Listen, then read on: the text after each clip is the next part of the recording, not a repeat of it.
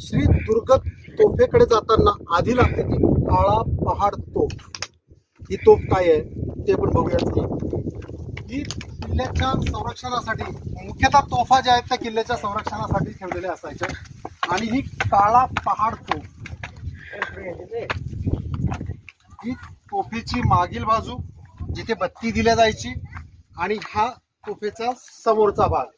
इथून तोफेत गोळा लोड करून हा मारा केला जात असे. साधारणतः किल्ल्याच्या संरक्षणाच्या सगळ्याच बाबतीत तोफांची जबाबदारी ही सगळ्यात महत्वाची असायची. इथे हा ऍक्सिस दिलेला आपल्याला दिसून येईल. या ऍक्सिसवर ही तोफ जी आहे ही रेस्ट केली जात असे, आणि मग ती हवी तशी उजवीकडे, डावीकडे, वर, खाली अँगल शत्रूवर लावण्यासाठीची मदत होत असे.